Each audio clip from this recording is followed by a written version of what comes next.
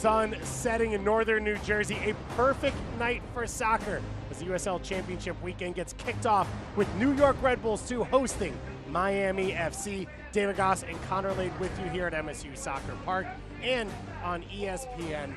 Connor, I cannot state again how perfect a night it is for soccer. Two teams on different sides of the standings, but two teams looking to get it going in the goal-scoring department here tonight. Absolutely. New York Red Bull 2 looking to get on that goals. You know, we saw a lot of firepower last time here at home. 3 goals, couldn't get the win, and they're facing a tough, stout defensive team in Miami FC, a team that has multiple clean sheets on the year and can also put the ball in the back of the net. Thanks to this man, Kyle Murphy. Kyle Murphy, the New York native, his family is in the house, and he's going to look to try and get it done, as you said, on that goal-scoring rank. 7 goals, maybe not what he expected this year. Yeah, Kyle Murphy, obviously a high goal-scoring pedigree, but what makes him so special is the way he uses his body. Not earth-shattering speed, but when he gets in the box, he uses his body so well, as you can see here, putting himself between the ball and the defender. A lot of forwards would take that shot right there, but he's so creative in the way he thinks, can really make a goal out of anything. And on the flip side, Jonathan Felipe in his first year out of college, getting it going offensively over the last 2 weeks. Jonathan Felipe, we've seen him all over this New York attack this year. We saw him at the 9, and look what he did last time at home against Hartford Athletic. 2 goals, made USL Team of the Week. He was absolutely incredible. I didn't know what to expect with him out of the 9. We see him on the left side on the wing, right side on the wing. But he was absolutely incredible in that match. The grit, the dedication in the press makes him special. And when you can score goals like this, you might get another shot in the 9. Shortest player on the field, but he's able to use his head for that one. The 2 goals, the assist, put him in that USL Team of the Week. He'll look to continue his form against a couple familiar foes from Miami FC, returning home to northern New Jersey. We've got all of your action coming up in just a moment here on ESPN+.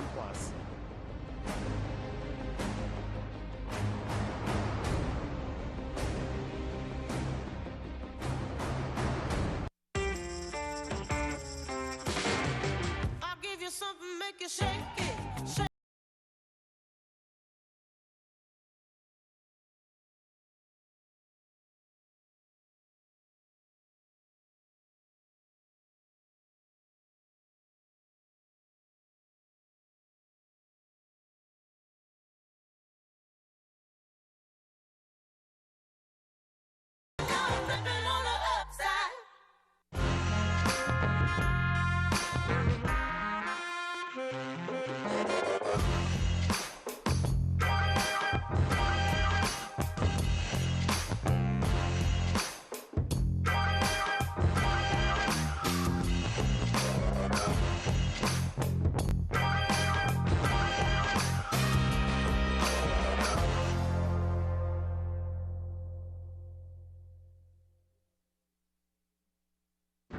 Hey, cancer, heart disease, and the rest of you illnesses.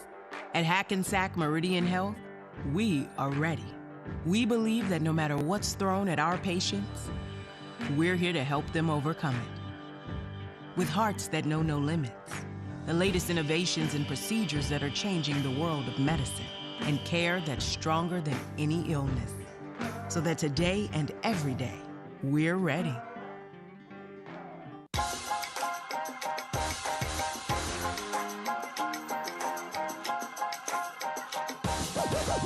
Wada now dribbling, gets by 2, and shoots and scores! Forbes one-on-one with Marcucci, and it's saved again! This guy has ice in his veins. And it's in! What a finish! The teenager in front of his academy teammates.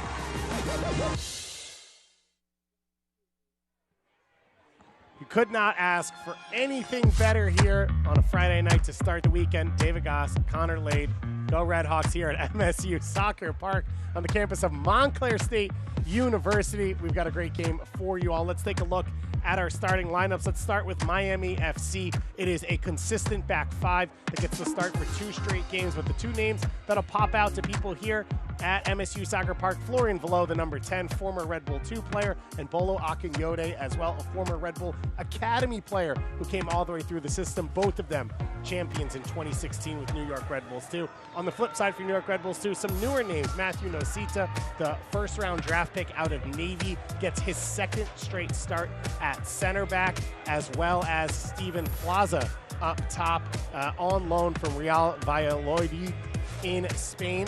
And the managers for this one, Ibrahim Sakaya continuing as interim head coach, replacing Gary Lewis here for New York Red Bulls 2, and Anthony Pulis on the other side, who knows this Red Bull 2 setup very well, is former coach of Orlando City B, then St. Louis FC, and of course most recently an assistant with Inter Miami. As we get ready to get kicked off here, Matthew Corrigan, our head official for this one, Tom Feliz and Patrick Casey, our two assistant referees. On Futures Night, special kits for New York Red Bulls 2 as they are celebrating all of the pre-academy players in the New York Red Bull system, exactly where Serge Goma and Tyler Adams started all those years ago. These young players being celebrated here today as we are kicked off New York Red Bulls 2 in those special red kits with white shorts going left to right on your monitor, as Miami with their all blue kits going right to left for this one. And you see immediately Salinas getting involved. Yostin Salinas on loan out of Costa Rica, Costa Rican full international. He gets the start here at left back, Connor, and a welcome addition with the loss of Hassan Endam to the MLS side. Yeah, Yostin Salinas, he's been a guy who he's made such an impact early on in his time with Red Bull 2, a guy who's itching to get on the field, talk to Ibrahim Sagaya, and he's a guy who's asking. He just wants to play. He wants to be out there. He wants to affect this team in the right way, and you can see him straight off the bat making a big impact. A couple big tackles here early on, and you know, he's going to, you know, with Curtis Ofori out, trying to make this left side his own. He can play on the right side, can play on the left side. A good utility, outside back could play all over the place, and we'll see what he can do here tonight. So early free kick coming here for New York Red Bulls 2. Their last game, they had 2 goals in a matter of 4 minutes here at home to open the game up as Felipe and Castellano stand over this one. Felipe, as we said, coming off that USL Team of the Week performance. Castellano's goal a week ago was the fastest in New York Red Bull 2 history from kickoff. That's why you always got to be locked in. You got to have the seatbelt on. You got to expect that ball to deflect off your knee in the back of the net and make some history. As it looks like a little bit of blood on the arm of Florian Velo, who goes off to deal with that, so we will play on. Mullings clips this one in, knocked down on the top of the box and cleared away. Final touch there from Dowuno. And now Florian Velo off the sideline from the injury, racing down the field, and it looks like the ball did go out of bounds. Yeah, Florian Velo, a little sneaky Ibrahim over there on the sideline. Thumbs up. He really likes that from the Miami sideline. Both coaches disagreeing if that ball was in or out, but Flo, sneaky there on the sideline coming in. I don't think the New York defense saw him there, and if he kept that inbounds, it would have been trouble for this defense. You used to not have to get waved on, and I have a friend whose dad scored the winner in a Champions League final, coming off from an injury and not being waved on, and comes on and scores, and now the referee has to wave you on. I mean, he made history there. Made history, though, for FC Porto. Ball comes out wide to Mark Segbers. Segbers had a goal and an assist in the opening game of the season between these two sides. Their lone matchup so far this year as bodies go flying. Comes out wide for Aiden Stanley. And Red Bulls and Miami both have players down. Akinyode and Castellano both down behind the play. And so once again, Matthew Corrigan has to blow the whistle. And kind of, we've seen these teams, it's only been 2 years now that they've played because Miami FC new to USL, but there's a lot of familiarity. There's been multiple players, Vincent Bezecourt, Janusz Loba, and now Florian, that have gone between the two. And it feels like there's always a little bit something extra. There's definitely something extra. And, you know, talking with Florian Velo before the game, you know, he wants to make an impact here today. He said, you know, playing these young guys, you got to show what I can do and let them know, what kind of player I am. He wants to make an impact right off the bat here. But, yeah, with the similarities between the two clubs, there's always going to be a little bit of bad blood there. And we can see that straight off the bat here. A couple huge tackles flying in here. Michael Knapp, no stranger to them, giving Bolu Akinyode a nice welcome home present. But so Knapp picks up the yellow card. They're the first yellow card of the game. Michael Knapp out of the New York Red Bull Academy as well, so he grew up playing around Bolu Akinyode, obviously a little bit younger, but Bolu, a local to Northern New Jersey, came up through the Red Bulls Academy, was captain at the U16 level, captain of the U23s while he was at Seton Hall just down the road, and then of course a part of the 2015 New York Red Bull 2 side. So our first yellow card. You can see there the pre-academy players. We will see some of them out on the field at halftime. Last year in this game, I believe it was Serge Goma had the winner and celebrated right in front of the young players. So it's always a bit of an electric atmosphere on Futures Night. I think every night should be Futures Night. They're bringing the noise here tonight. I think it already is on the field. I mean, when you look at this Red Bull 2 team, it pretty much a lot of those players were sitting in these stands on previous Futures Night, and we could see as the Miami players were walking in the locker room, these young players were on the fence booing them and welcome to New York, New Jersey. This ball comes out wide. Opportunity to step into the attack there for Daniel De Leon. That one hits off the back of Velo. Murphy up the line for Florian Velo. Velo cuts it back in. Ball at the feet there of Rivas. Chance for Walker, who pulls it back and is shot into the arms of Chan. The vision there from Florian Velo. Absolutely incredible. You give this guy time and space, and he's going to pick out the perfect pass. Obviously, Rivas, incredible feet there. And he pulls it back to Walker. Just didn't get enough on that shot. He did a very good job to open up himself on that left foot. But comfortable for Derek Jan to collect that. Foul goes against Adebayo Smith. Celebrating its 75th anniversary, Select is proud to be the official match ball supplier of the USL Championship.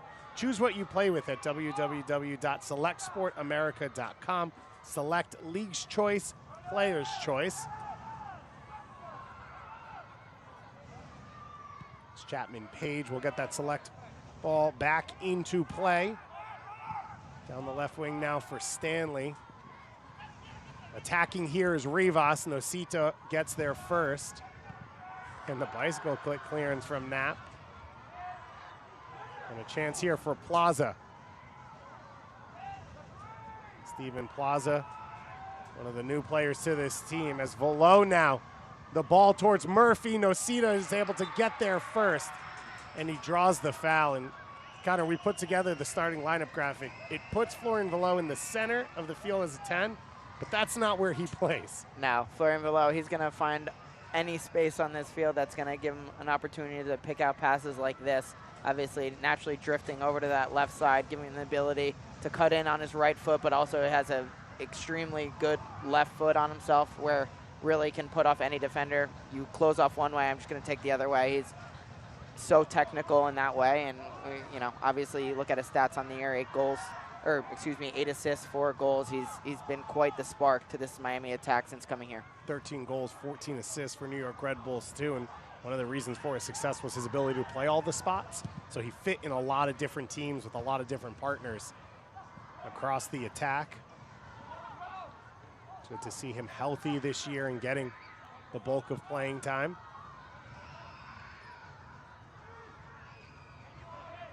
Nosita, you can see with the face mask on, forced to come off after 24 minutes down in Charleston in the last game. I believe it is with a broken nose, so the mask there to protect him. You know, the Navy man wouldn't mess out. Just throw a little face mask on and I'll be good to go. Obviously, Nosita's been a huge part of this defense.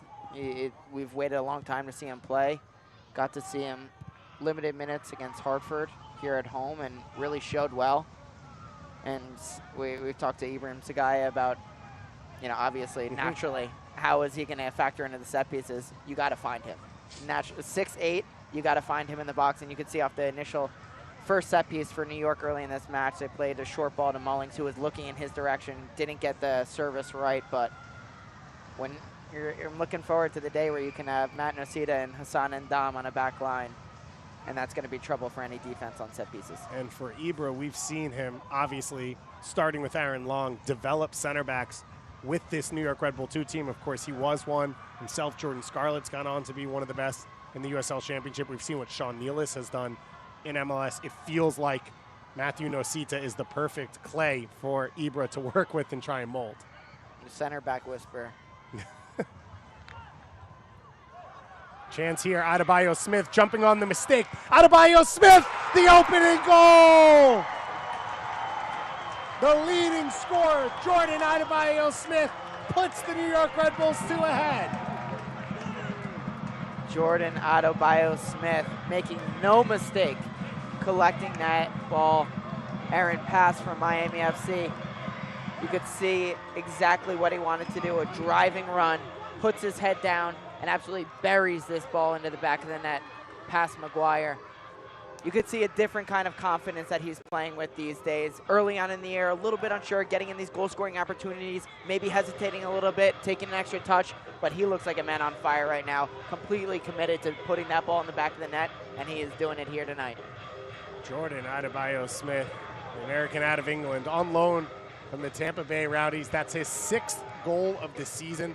It leads the New York Red Bulls too, but as you said, a man on fire, his 3rd in the last 2 weeks. And it feels like playing a little deeper, the game is simplified for him, and like you just talked about, he is making those decisive decisions. And I think he can project as a 9, but I think playing him on the wing is his best position. You don't have your back to the game, everything's more in front of you. You can really get that top end speed that he has. And, you can see it on display there. A great job to put himself in position to get that turnover, and he makes no mistake. That's exactly how Red Bull wants to play. Get that ball, collect it, and get the goal as quick as possible. And he did that just there. Rivas flying forward. And that one goes out. To be clear how lucky and opportune that mistake was. In 28 games this season, Miami has 14 shutouts. Right. They do not make mistakes like that. And huge that Jordan Adebayo Smith was able to take advantage. Absolutely. Very uncharacteristic by Miami FC, and I think that's, something that they're not going to be happy about coming in here, wanting a shutout, wanting 3 points on the road, put themselves in a better position in the playoff hunt, obviously comfortably above the line at the moment, but Chance here for Murphy to equalize, first save, and the block by De Leon. Kyle Murphy. What an opportunity for Miami FC there forward. Just absolutely skates by Matt Nocita there. And just can't beat Derek Chan. Had a chance in on goal last game against Birmingham to put them up 2-0. He wasn't able to finish on that one as well, as Rivas will take this corner kick. Nocita rises to the header. Walker now comes to close it down. He'll go all the way back to Segbers.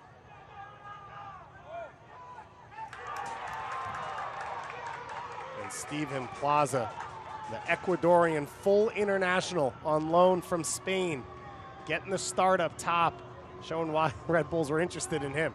You can see he's adjusting to the style of play here. Great work off the ball, and you can see even some of his tendencies. You talked to Ibrahim Sagay, and he's a 9, but he does like to drift out to the wing as well, which will open up room underneath. As you can see, Jonathan Felipe occupying that middle of the field. So it probably is going to be more of a fluent attack here. Guys moving around a little bit, trying to find the game, but naturally in the press, which is most important, he'll line up in the center there. But big body, can play against the ball, as you can see there, but what he's brought in here for is being a dynamic attacker. He's strong in the hold-up, and he's got good pace as well. Ruiz able to get out of a tight space there. Adebayo Smith back across the field for Eric Ruiz. The New York Red Bull U17 player to start the year, getting a start for New York Red Bulls too. What a rise, what a season it has been for Eric Ruiz. Yeah, Eric Ruiz, we get to see him in the 10 here tonight. Obviously, I think that's going to be incredible. He can really help this attack, or the press, defensively with the type of attributes that he has. Total commitment to the team. He's got a great engine, but also creative on the ball. And, this could unlock something in the attack here today, combining with Plaza, getting Jordan Adebayo-Smith out on the run. When you can put a guy like that who works so hard against the ball, it's always great for this New York Red Bull 2 system. All over the top for Walker to run onto. Walker now coming back.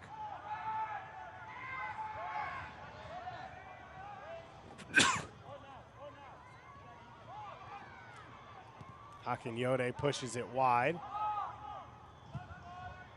Big switch from Craig. Segbers rolls it into the path of Walker. Walker gets by De Leon. A little bit of contact. The head referee Corrigan doesn't think it was enough, and we play on. Ruiz now pressured. Segbers comes away with it. Rivas out wide for Stanley. Aiden Stanley floats the cross in, and no one there on the far post. And Salinas, he looked like he was trying to play it back. Didn't know what was going on behind him, but I would say you don't normally use your foot in that scenario. Yeah, I think Salinas is asking for a little bit of communication here. I think he got I think he wanted to put that out for a corner kick because no one told him that he's thinking he's got a man on his back. A little bit of an unconventional approach to that. You think you could take that with the head, maybe flick it behind you. If you were trying to play that to the back to Derek Chan, do it with your chest, but not the most conventional way of playing that one back. And a foul called on this set piece here. The contact from Murphy, it looks like, into Chan as usual. Goalkeepers being defended or protected by referees. Connor, I'm sure you can relate in the last game. Matthew Nosita subbed off. Eric Ruiz came on during a set piece, and the change of set piece tactics from Matthew Nosita, who's 6'8", to Eric Ruiz, who's about 5'9", was big for New York Red Bulls. I'm a little bit curious on what you mean there. I don't know why you're bringing me into that conversation. No, I wouldn't even know where you'd be connected. I mean, I was usually the guy when I was playing would be, if there was a very tall guy on the field, there would be one guy on him, and then I would also be you'd be the tight body. I would be the one who was just annoying the hell out of him and making life difficult for him. But I think I could have done the job myself. Listen, everyone knows that first defender's the most important one. So a foul called here. Miami FC felt like they were off into the attack. And now this is a loss of the advantage for the free kick. They will take it anyway from the deep spot. You see Velo coming back to get on top of this one. Velo takes it quickly, and Knapp intercepts it. It was a ball looking for Aiden Stanley down that left wing. Knapp forced to put it out of play for a throw-in. Michael Knapp forced into the center back position to cover for Nosita in that last game against Charleston, back here in central midfield.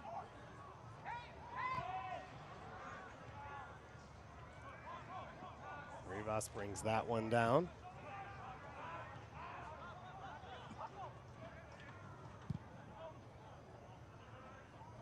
All over the top. Rivas can't chase it down. Joaquin Rivas, longtime USL player, new to Miami FC, acquired in June from Tulsa, where he finished tied for the all-time leader in appearances in FC Tulsa history. Had 3 goals this year, 7 goals last year for FC Tulsa. And now this is his 13th appearance for Miami FC, and they have struggled to score. They, as we said, 14 clean sheets.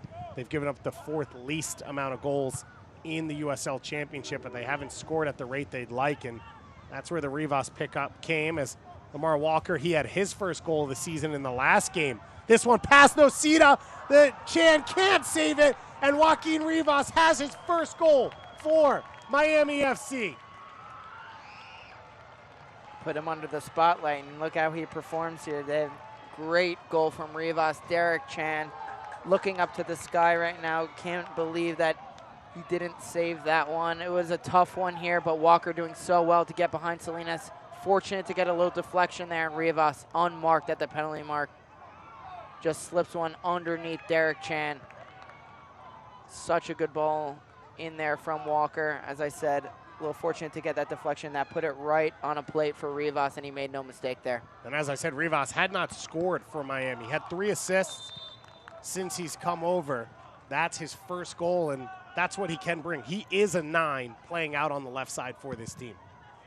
I'm sure a big weight's off his shoulders since coming on. You know, you put a lot of pressure on yourself when you are brought in here to score goals. Big moment there for Rivas, and Miami's right back in this match.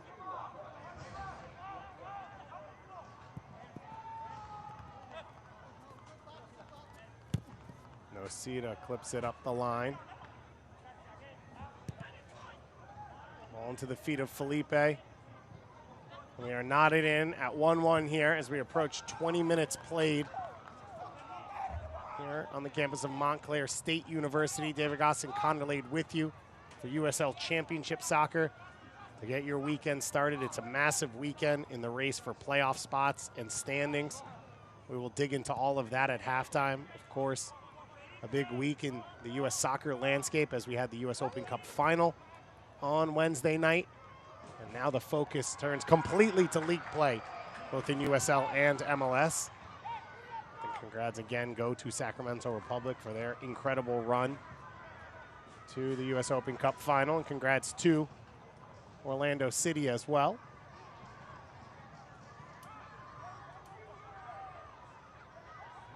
There'll be a corner kick here. Felipe will be the one to take it. He's got Castellano close by him. Felipe goes short. Castellano sizing up Walker, gets to the end line. Ball floated in, it's over the head of everyone. Knapp with the volley right into the body of Craig. And Ruiz will let that one run out. It's a huge block there from Paco Craig. Set up so well for Michael Knapp on the left foot, but I love this from Castellano out on the wing. Does so well in the 1v1 opportunity. Puts in a dangerous ball. Paco Craig with a big block there on Michael Knapp, and then chases the ball down to the sideline. But it's such a big part of this Miami FC team is that defense, and that's the reason they are in the position they are today. You know, maybe he hasn't been so prolific as we're used to and seeing them scoring goals, but when you have a defense like that and the midfield like that really solidifies everything, you can really make some noise in this league. And Craig, 2-time champion with Louisville, 106 starts. A massive reason why they are one of the franchises being chased at all times in the USL, and coming over here, as we said, and helping solidify this defense. Connor Sparrow has been the starter all year. He has 12 of the 14 shutouts in goal, but this is his second straight game not dressing for the team, so Jake McGuire steps in between the sticks once again. He saved a penalty kick in the last game against Juan Agudelo. A very experienced goalkeeper in his own right. Salinas knocks that one down. Knapp gets it under control, and Mullings now. Back to De Leon. Chan goes wide for Salinas. Now up the line. Chapman not able to find a teammate, and a foul drawn. We were talking about Sacramento. They will face off against the reigning title holders in Orange County SC. We're looking for a late season surge against Sacramento Republic on Sunday, September 18th at 5 p.m. Eastern time on ESPN2. That is Sacramento hosting Orange County SC. September 8th, 5 p.m. Eastern time on ESPN2 as this one gets driven in. Claims for handball. Matthew Corrigan right on top of that one. Looks it away. Matthew Nosita is taking off the mask here.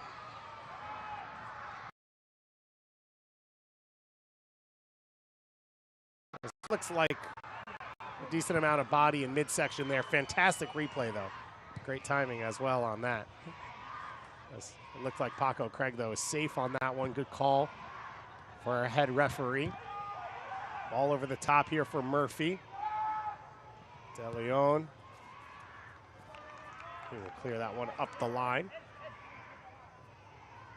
That's a good opportunity, and obviously that's a position that you want to see Avante Mullings in. Collecting that ball, getting to the byline, whipping in a dangerous ball. And a little bit of an argument, but as we saw in the replay, not enough there for the referee to give a penalty. Walker with the touch, switching out wide for Segbers. Segbers now back to Walker. Nosita, Salinas closing him down.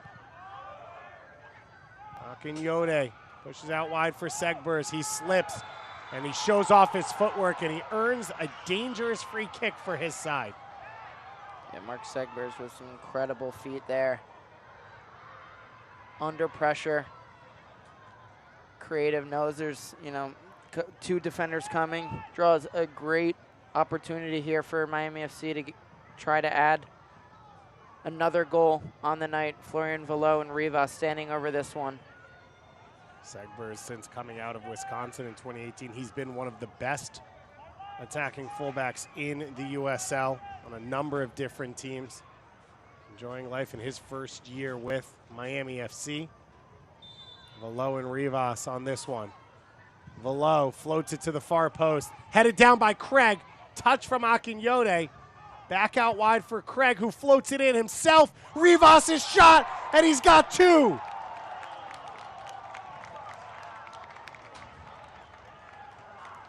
Rivas absolutely exploding on the scene in this match here. What a set piece there. Incredibly drawn up from Miami FC. Stanley and Paco Craig providing a little pick there for one another. And Craig getting that ball back, providing a beautiful ball to the back post. Right on Rivas' preferred left foot. And again beats Derek Chan at the back post. And Chapman Page probably keeps Nosita from getting there and closing it down. And Rivas doesn't need to be asked twice to dispatch that one into the back of the net. Incredible finish on the half volley, and New York Red Bulls, too, took a lead 9 minutes into this one and now trail 2-1. The response from Miami FC.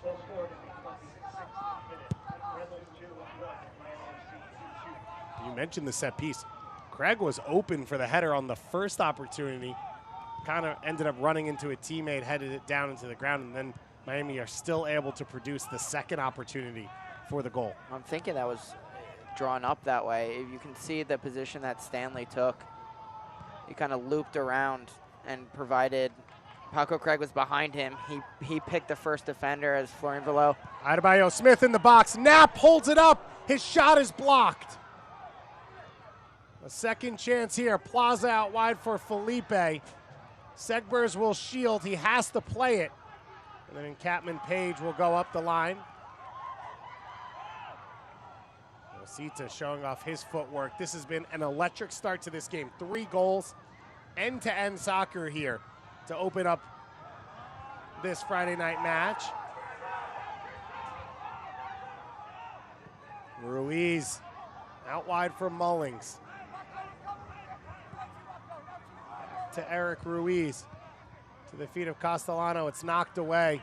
Salinas trying to win it back. He earns the foul, and it'll be a free kick coming for the home side.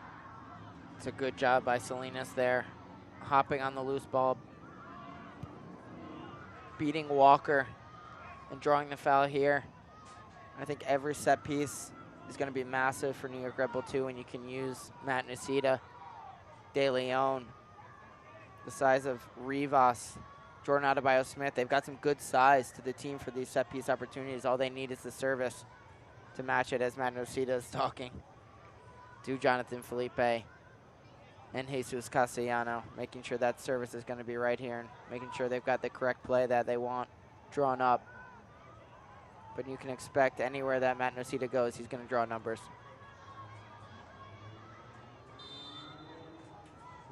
Felipe, he shoots this one. He saw the Instagram reel in his dreams, but not in reality. You know what can you do? All you can do is try. Jesus Castellano gave a good crack at that one, but I would love to see them maybe drop a set piece there. I would love to see him do that, maybe five yards closer to goal. It's going to be tough to beat McGuire from there. It's going to have to be a really special effort. Velo now on the half turn.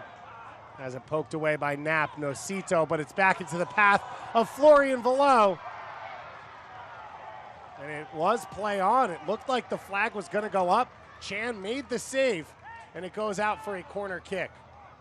Yeah, Matt Nocita, a fantastic tackle to start that play. Matt Nocita with a sloppy giveaway here. Kyle Walker finds Florian Velo again, and Matt Nocita gives him a little bit of a shove there as Florian Velo is trying to beat Derek Chan and puts him off just enough to affect that shot. Allows Derek Chan to push it over the top, and you can see a couple words for one another, Florian Velo and Matt Nocita, who's got the mask off, as you said. Free, he's free. Yeah. He's out there, you know. It happens almost all the time when players wear a mask. It's just really hard to play it. I've had to wear a mask before, and it was not comfortable at all. This one flicked on at the near post, and it'll be a corner kick once again. It was Salinas with the defensive touch. So it'll be another corner kick coming.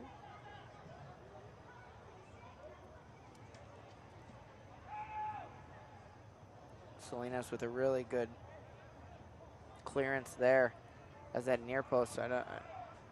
Miami forward. I think it was Kyle Walker who was streaking on that near post. It was going to be a 50-50, him and Derek Chan to get that one. Chan with the touch, Craig with the touch back in, and it's a third goal. An explosion here for Miami FC. And the local Kyle Murphy of Red Hook, New York, gets his 8th goal of the season. If there's one guy you cannot leave open in the box, it is that man. Kyle Murphy just playing cleanup, sloppy, in and around the box. No Red Bull defenders could get on the end of that one. Paco Craig does so well to put that back into the mix. And Kyle Walker making no mistake there. 3-1 Miami. What a touch from Craig. Going away from goal, he just has it glance off his head back into the danger. I think it can't be overstated enough. You know, when you have set pieces, recycle that ball back into the mix. That ball going to the far post. A lot of people want to go for glory. They'll try to put that on net, but it's so much more dangerous to put that ball back across net. The defenders are coming back across. Right. They can't get back across again. You have to be really switched on as a defender in those moments, and New York wasn't that there. Miami was hunting that ball in the box, had a couple efforts on it before Walker put that ball in the back of the net, but again, Miami's been absolutely incredible since conceding the early goal. First yellow card of the game to Miami FC player. It's Dennis Dawana. The center midfielder picks up the yellow card.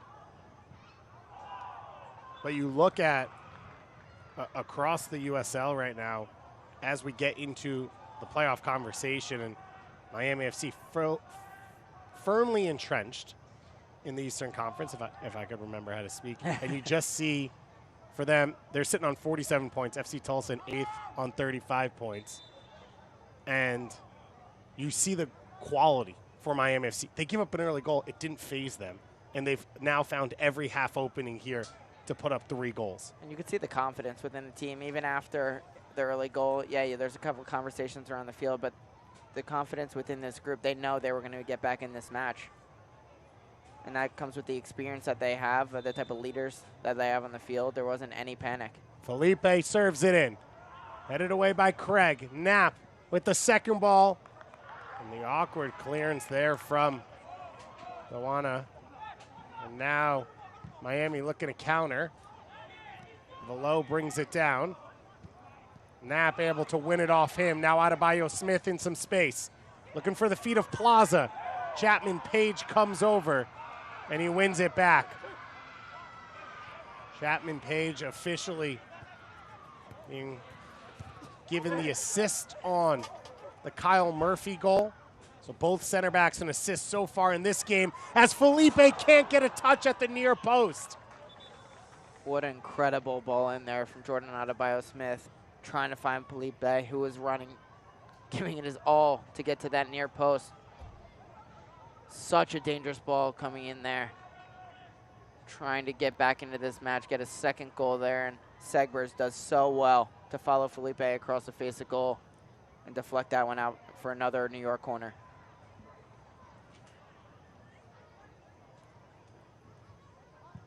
Driven in at the near post, Velo touches it away. And now Felipe will get another opportunity at this one.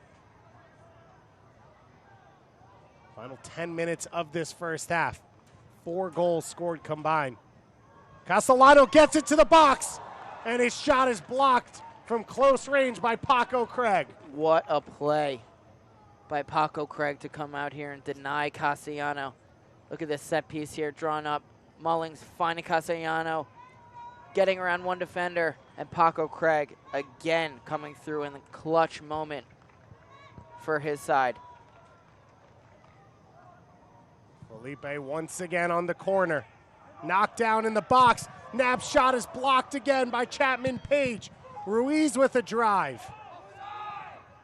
And Felipe will let that one bounce out for a 4th consecutive corner kick attempt here for New York Red Bulls too. Taken quickly this time. Mullings out wide for Felipe. Felipe floats to the far post, headed on, and it'll roll out. And it'll finally be a goal kick for Miami FC. There's times to take short corner kicks. I think that was one of them. I like it from New York, trying to capitalize on the momentum that they've garnished here in the last couple minutes with these set pieces. Found De Leon at the back post, just couldn't direct it on frame. But New York is fighting and clawing their way back into this match here, trying to swing the momentum in their favor. Jake McGuire, he hasn't had to do much. He's seen it all go on around him. His center backs have kept him fairly well protected. And I think a couple of those half chances off those corner kicks, I think I'd like to see more players framing that box a little bit closer. You know, you see some of these balls come out. Eric Ruiz is a little bit deeper, trying to have that shot. Michael Knapp framing the box there. I'd like to see someone picking that ball up on the penalty spot, just as we saw Rivas do, you know, collecting these balls, or excuse me, as Kyle Walker did on the third goal. You know, just being hunters in the box and knowing that if that ball drops down here, it could be a goal for us as well.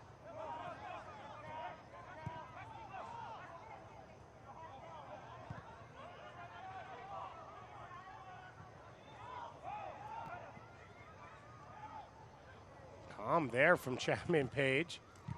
Lovely little dink there from the center back. Calm under pressure. And a foul now will go in favor of New York, taken quickly by Ruiz. Felipe, he comes inside for the feet of Adebayo Smith. Salinas with some space, and his shot softly into the arms there of the goalkeeper. Yeah, Salinas trying to bend that one to the back post, just didn't get enough power on it. Jonathan Felipe made a nice little run, streaking through the box, was asking for it. But New York, much better play.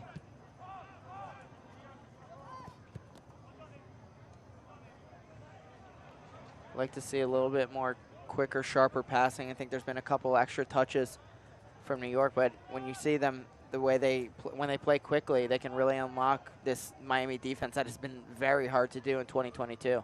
It feels like with the presence of Plaza, there's just more options in the attack, where so often it's been Adebayo Smith or Felipe, they come in field and there's just no one to play with. Absolutely. That feels like New York's more dangerous. And that's why you need that number 9 to really occupy those two center backs, give them a reason not to step out. As you can see it, like you mentioned, when players do drop underneath, it makes life so easy for a center back to step in, be aggressive, really release out of their position.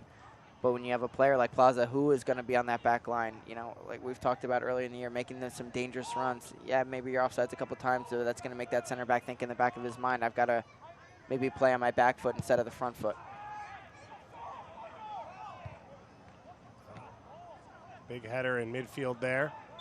The battle and the foul Goes against Miami FC. Snap once again takes it quickly. Mullings up to Plaza. Out wide for Adebayo Smith. Now Plaza, just 22 years old, a massively successful career already, but one that has stalled in Spain.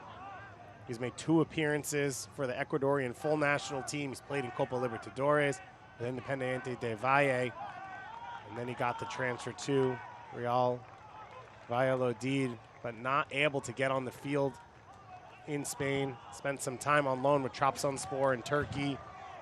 Those are all big stops.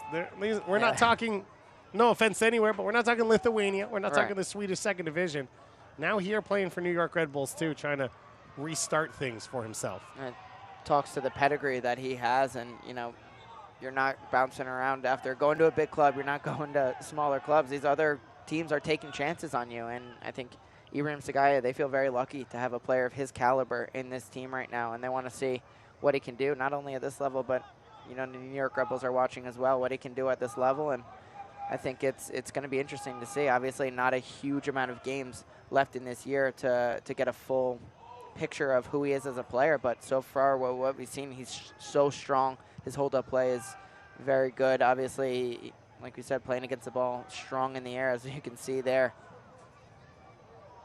That one will roll out, and it'll go out for a goal kick. He was also part of the 2019 U20 World Cup side, as it's now changed to a corner kick. A team that we saw Jose Cifuentes a part of, Diego Palacios, some big-time players that have gone on to great things, and a lot was expected of Plaza as well. I get the opportunity to see him here at MSU Soccer Park. He plays with a lot of passion, a lot of fire as well. You can see him trying to lift the spirits of his teammates here, asking a little bit more of each and every one of them. So how dangerous New York was on set pieces just a few moments ago. Can they steal a goal here and cut this lead in half? Felipe and Castellano over to take this one. Felipe once again drives it in. Craig with the header. Nat puts it back into the box. Velo picks it up, and he'll launch the counter for Lamar Walker. Ruiz with the tackle, and a simple yellow card there to the young Eric Ruiz. Yeah, it's a good play there by Miami, getting out on the break. Florian Velo springing Walker in the attack, and Eric Ruiz coming over, trying to make a big tackle. Gets the man and said, I'm not mad about that tackle. Obviously, it's a big transition moment for Miami, and the young player realized what he has to do for the team. I got to take a yellow card there. Once again, Chapman, Page, and Paco Craig standing up big for this Miami FC back line. I will say in hindsight, though, if he knew Avante Mullings was running behind him, maybe he would have a second guess, knowing that he could probably catch any player on the field in a transition moment. But good pass, though, from Ruiz to start this attack. Stanley with the interception. Stanley cannot find Rivas. De Leon with the long ball down the wing. On a few minutes of this first half, an electric first half. Opening goal in the 10th minute for New York Red Bulls too. And then Rivas 2 goals in a 7-minute span at the 19th and 26th minute to give Miami the lead. And then Murphy, the goal in the 31st minute. Nacida now going back towards his own goal. He gives it to Chan in a dangerous spot, and Chan clears it out. Matt Nacida putting Derek Chan in a little bit of a difficult situation there. We've seen a couple errant passes from Nacida so far this first half, a lot of really good moments for him as well. He's so tough to play against. Brings a different element to this back line, one we haven't seen here in 2022. Obviously, the size in itself speaks for itself, but very aggressive in his movement, stepping out of that back line. And so you can see when you have the aerial ability that he does. And a penalty kick is given. A penalty. Kyle Walker. And Salinas, in his New York Red Bull 2 debut, gives up a penalty kick in the dying minutes of the first half. This is a tough one.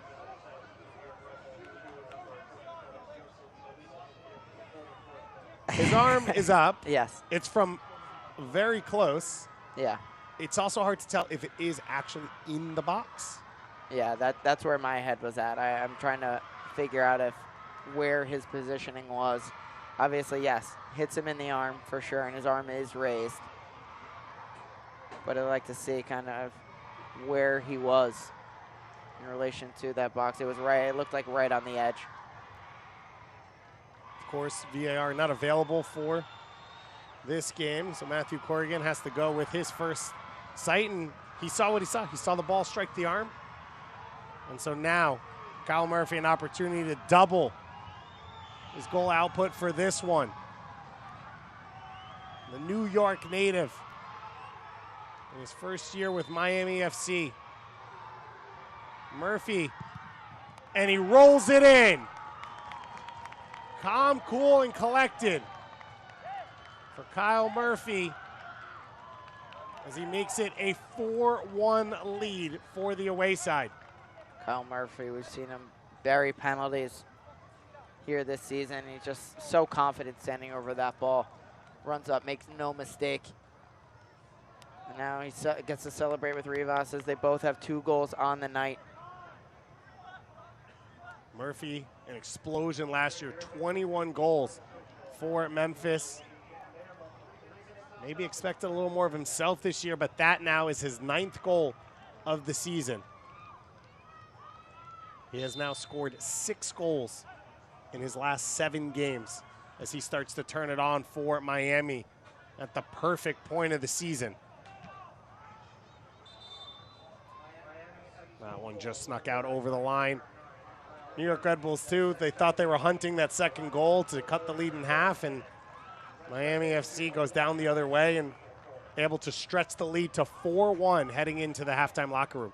Yeah, it's a little bit of a heartbreaker there for New York, who I thought the momentum was swinging in their favor, but you give a team like Miami an opportunity to get another one, they're going to take it with the type of firepower they have. And you can, like you said, the confidence is growing within this group. Rivas, you can see the type of quality that he has, 2 goals on the night. Kyle Walker, we've seen him score just some absolutely incredible goals in this league, is really rounding out his form, as you mentioned, the right time of the year to be peaking. And so when the strong defense and players like this are connecting on all cylinders, this is going to be a scary team in the playoffs. It is an interesting team. We said it, they currently sit in 6th, 4 points behind Birmingham Legion for 5th, on the verge of clinching their playoff spot, although we all feel fairly safe in saying they'll get in. Right. But as you said, they're not a team anyone wants to play. No. You don't want to face a Kyle Murphy, a Florian Velo, Rivas, Walker, that type of talent. And then as we, talked about, they have that defensive base. They're not going to fall apart in any game. So even if they are struggling to score in a one-off playoff game, they're going to hang in there. They did so last year in the playoffs as well. They only lost 1-0 on the road at Louisville in the opening round of the playoffs. So they already have sort of shown that pedigree in a postseason scenario. And I don't know how you predict what's going to happen in the Eastern Conference. There's just too much talent at the top of the East. You look at Tampa, you look at Louisville, you add in Miami, and Birmingham has really found their feet as well under Tommy Sohn. It's going to be an interesting one. As Rivas now, one-on-one with De Leon, trying to add to the start for this one, and it's a hat trick. A first-half hat trick in front of his family for Kyle Murphy, and the assist now for Rivas, who's sitting on a brace. These two are absolutely on fire here tonight at Montclair Soccer Park. Rivas, what an absolutely incredible ball played through there. Really next level ball. And that's exactly the positioning that Kyle Walker just thrives in. Gets De Leon out on the side of the box. Oh, and it was an own goal from Nasida. I apologize. And I could see the reaction after. I thought it was just frustration, and after the goal, and it is frustration, but of his doing, and unfortunate there for Matt Nacita putting that ball in the back of the net.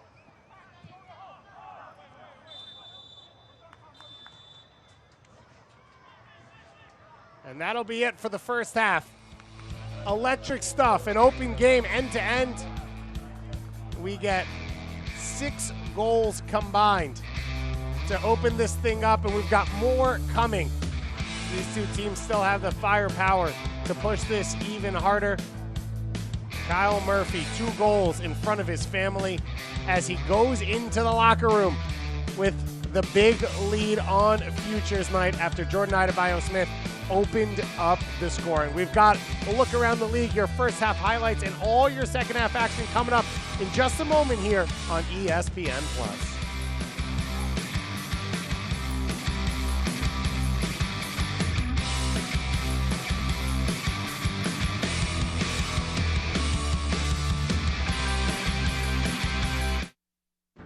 Hey, cancer, heart disease, and the rest of you illnesses. At Hackensack Meridian Health, we are ready.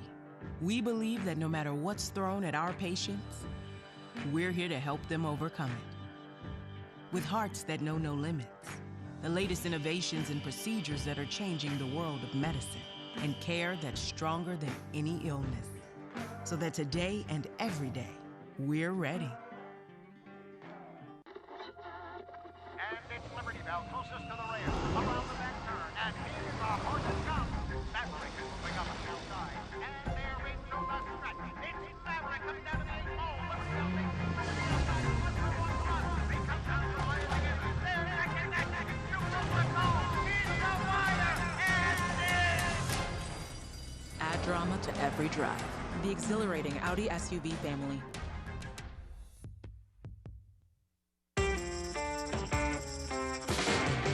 I'll give you something, make you shake it.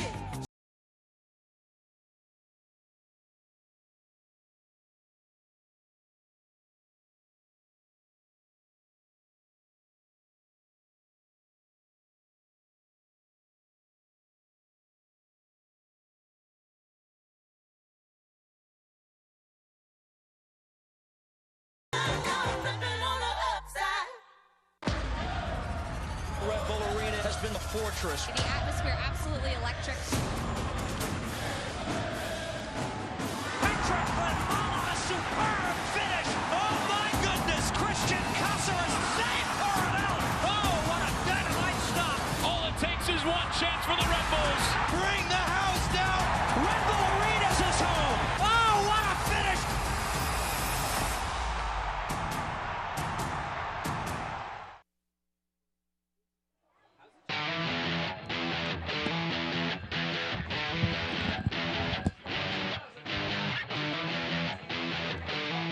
The future of the New York Red Bulls on the field. The 2012-2013 birth year players getting to do their thing here at halftime. And we have seen some big-time, more senior players do their thing here in this first half. The man you highlighted, Connor, was Kyle Murphy, and he has delivered. Yeah, Kyle Murphy's been absolutely incredible in this match. Thought he had the hat trick at the end of it, but the pressure alone could make any defender crumble under it, and he's just been absolutely clinical in the final third, stepping up, burying this penalty kick. He's been a menace to deal with for this New York defense. And it feels like he's learning how to play off Rivas in that he hasn't had to be the guy making every run. He's sort of opened space up for his teammates. On the flip side, Jonathan Felipe, he's taken a ton of set pieces. He's been active. We're not seeing him in the 9 role, but he's starting to learn those other attackers. And it's interesting to see Jonathan Felipe when he moves into different areas of the field. He sees Plaza moving over the left side. He's filling in that gap. So he's got a good IQ about him. He knows how to move within these spaces. And I said it was a little bit free-flowing when you have a guy like Plaza when he's not occupying that front spot.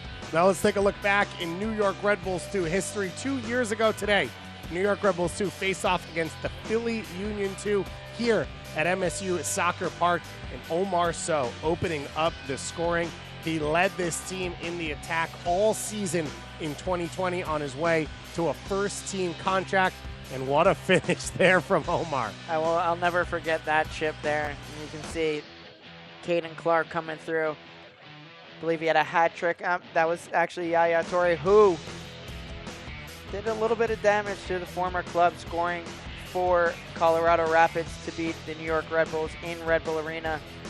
And we also want to give a shout out to Yaya as he's recovering from an ACL tear, wishing him the best in his recovery. But Caden Clark was just on another level this night.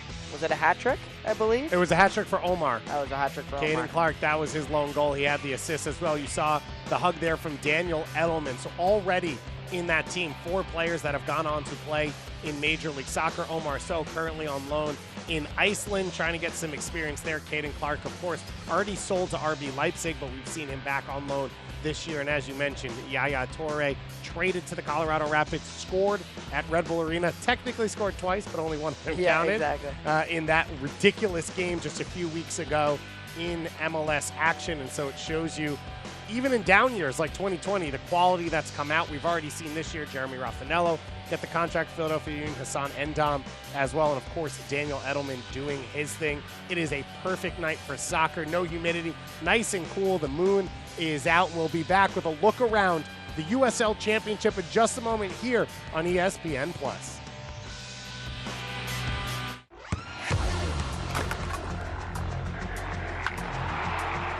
We all have goals. But let's be honest, most of us aren't going to be professional athletes. But if your goal is to finish your degree, we can help. Come to a university that puts your goals first. Bellevue University, your partner in finishing goals.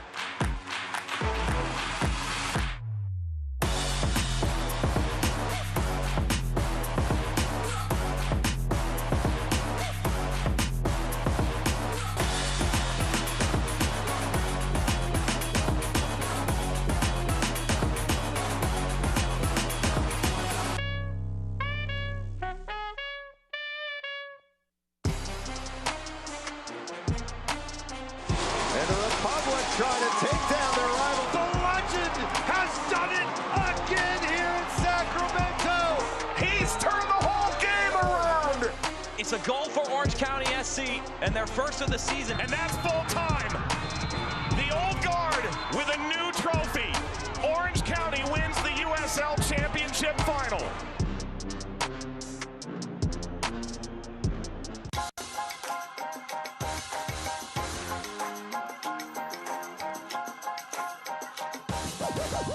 Wada now dribbling, gets by 2, and shoots and scores!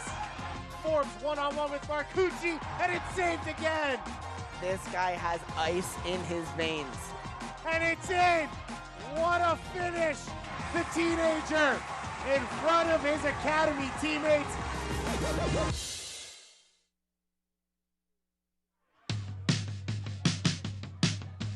Take a look at the Eastern Conference standings. The playoff race is firmly on. Detroit City FC sitting right on that line, but a nice little bit of padding ahead of FC Tulsa. Everyone from Birmingham up has officially clinched their spot in the playoffs, but we feel pretty safe about Miami FC and Birmingham. Already some of those teams have been in action this week. Memphis, 4-0 winners over Atlanta United 2 to maintain their spot towards the top of the East, and Louisville City FC, they get the tie against FC Tulsa. That keeps them in first place in the Eastern Conference. A full slate of games coming up tomorrow. Detroit City facing off against Colorado. Well, it's going to be a fun one. Sean Tosh, the goal for Louisville, it ties the single season record for goals by a defender, his 8th of the season. That's not bad numbers. Oh, that Paco Craig could challenge that. He's got an assist already tonight. He's been around everything, but that's pretty good. Zamudio, big saves for Loudoun United in their shutout. And, of course, Jackson Conway leading the way for Atlanta United 2, one of the best young goal scorers in the United States right now. He's getting it done for ATL 2, as well as some call-ups to some U.S. youth national teams. And big news around the USL Championship, as we will have a new team expected to begin around 2025. So Jacksonville USL, we don't have a name yet. We don't have a crest yet either, but we do know that it's going to be an exciting new addition to the Eastern Conference. Alongside, we already know Providence, who are building themselves a stadium. Michael Parkhurst, a part of that one. The Des Moines Menace, who are going to move up to the USL Championship. And of course, New Orleans, which is going to be the coolest addition to any soccer league in the world. New Orleans is one of those cities. As we take a look at the stats, it's been very even. And in the run of play, it's been fairly even, but a penalty kick, 2 set-piece goals, that has Miami ahead. And that's what has really put them over the top in this match. They've been clinical when they've had their chances. New York, on the other hand, has put themselves in really good spots, just haven't had that finishing touch outside of Jordan Adebayo-Smith's early goal, but a lot still to play for, but New York has some serious work to do in the second half. We got the young future players out on the field doing their thing, but the pros are ready to get back out onto the MSU Soccer Park field. We'll be back with your second half action coming up in just a moment here on ESPN+. Hey, cancer, heart disease, and the rest of you illnesses. At Hackensack Meridian Health, we are ready. We believe that no matter what's thrown at our patients, we're here to help them overcome it. With hearts that know no limits, the latest innovations and procedures that are changing the world of medicine, and care that's stronger than any illness. So that today and every day, we're ready.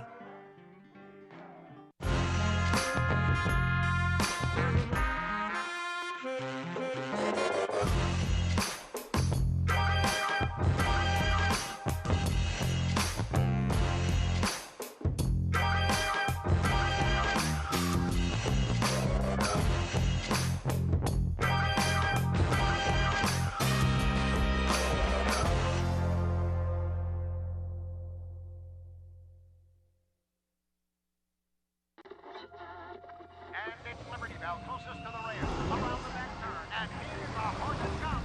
Maverick is moving up and outside, and there is no less threat. It's Maverick coming down to the 8 hole. Liberty Bell takes it to the outside. 1-1 run. He comes down to the line again. There, neck. Shoots over the goal. He's the wire, and Add drama to every drive. The exhilarating Audi SUV family. Red Bull Arena has been the fortress. The atmosphere absolutely electric. Patrick Lamala, a superb finish. Oh my goodness, Christian Caceres saved for it out. Oh, what a dynamite stop. All it takes is one chance for the Red Bulls. Bring the house down. Red Bull Arenas is home. Oh, what a finish.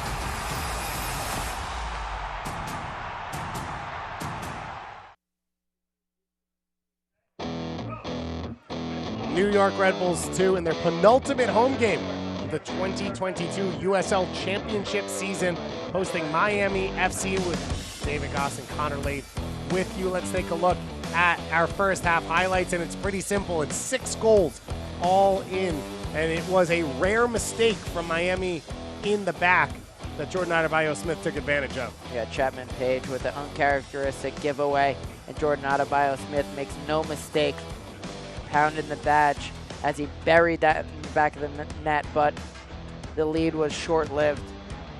10 minutes later here, Joaquin Rivas, his first goal for Miami, gets it level, and then just 7 minutes later, Paco Craig, the center back, puts it on a plate, and Rivas with the finish. Yeah, Rivas absolutely buried this and came alive in this match, and Paco Craig has just been unbelievable on both ends of the field, putting that ball right back into the mixer. And Murphy makes no mistake.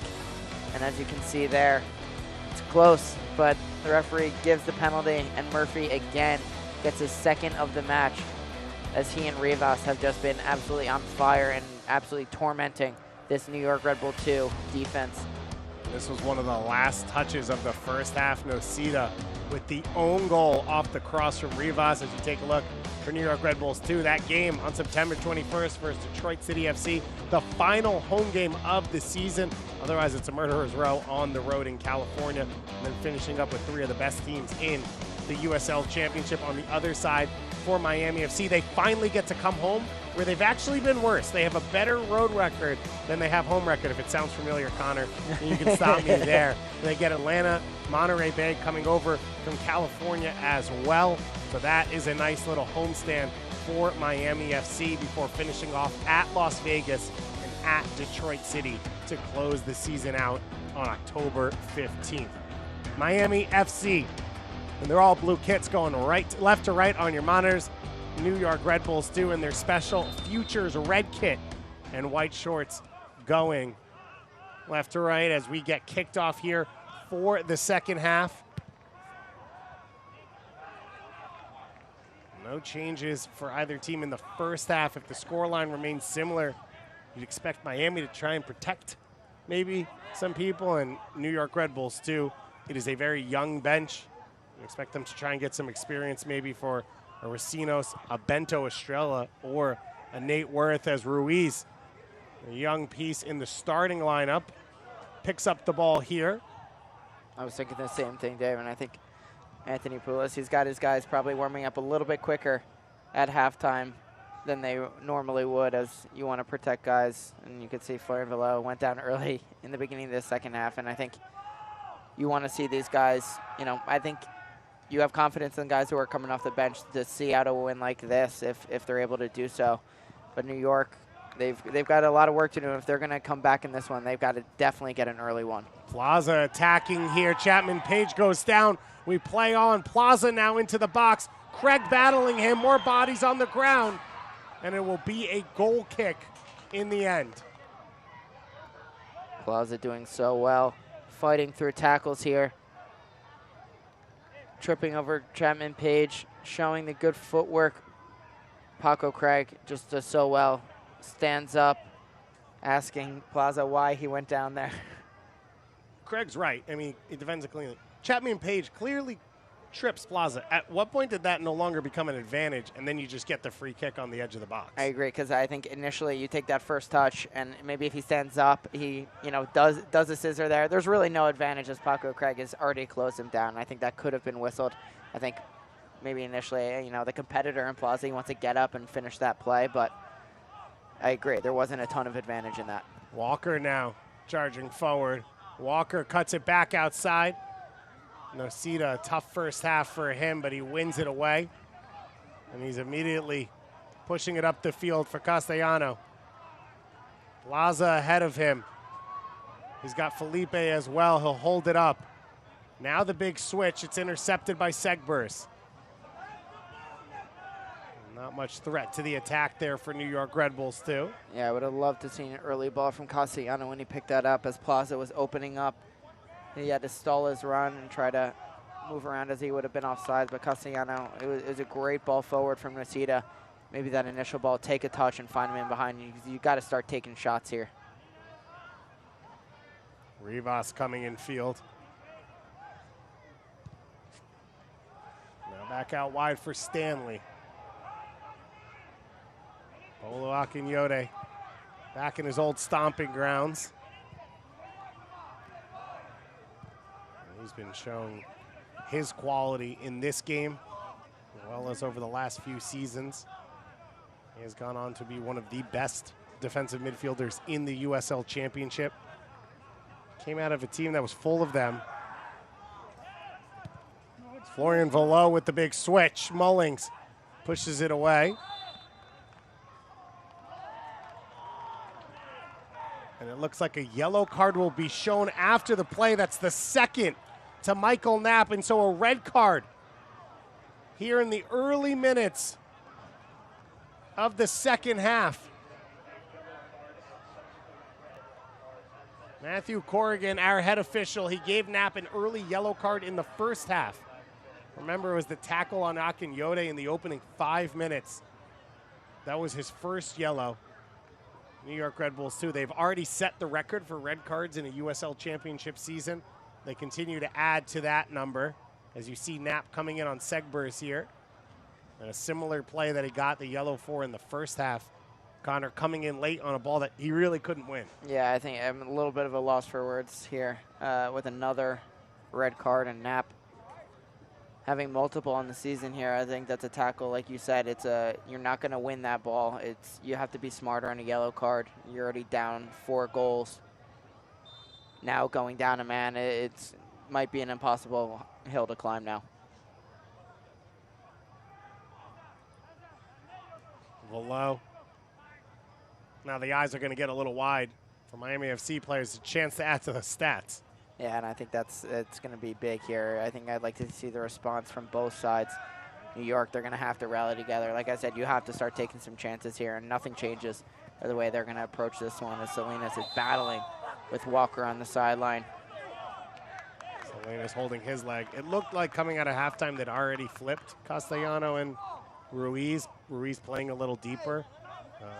You'd assume now Castellano has to come back and sort of support him a little bit in central midfield. Yeah, it'll be interesting to see any adjustments that Ibrahim Sagaya is going to make here, but you figure it's going to be pulling Jonathan Felipe maybe a little bit more interior in some plays, and Jordan Adebayo-Smith, I'd almost even throw him up top with Plaza and maybe just play a 3 and let Salinas and Avante Mullings really just own those wide areas. But it's like I said, this is going to be a tough mountain to climb here.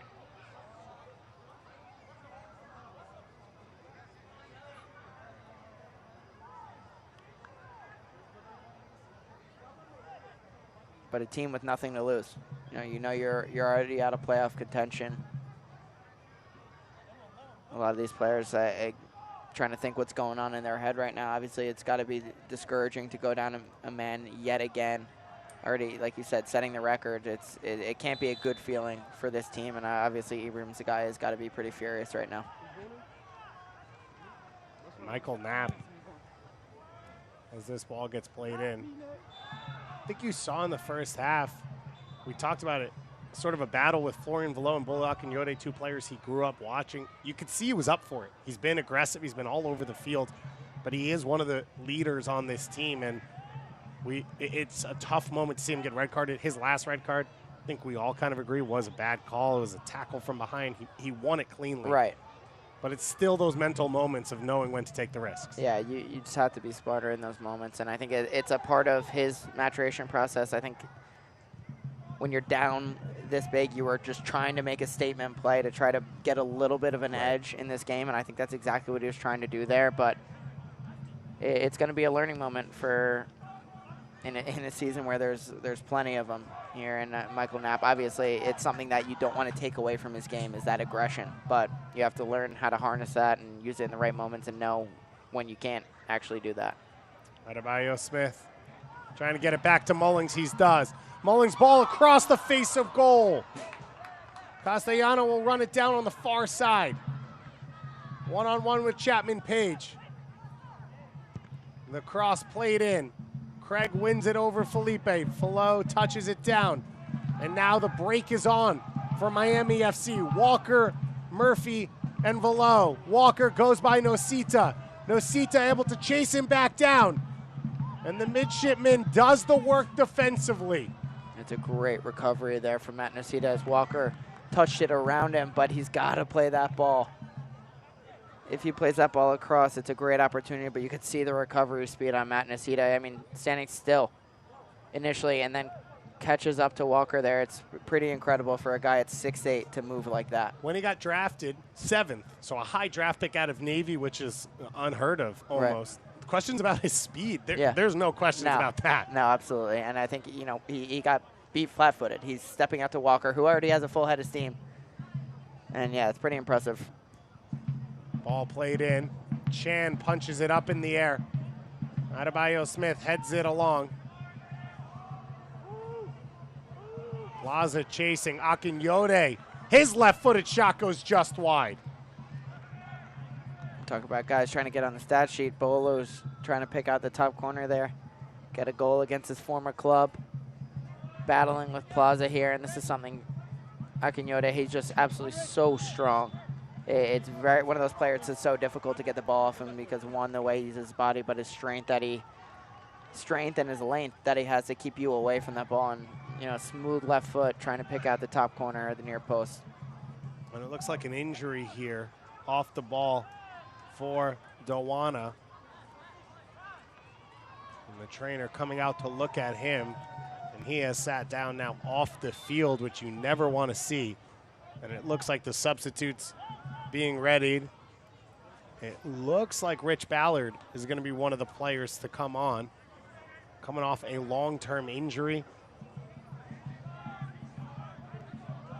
A injury hit season for Miami FC.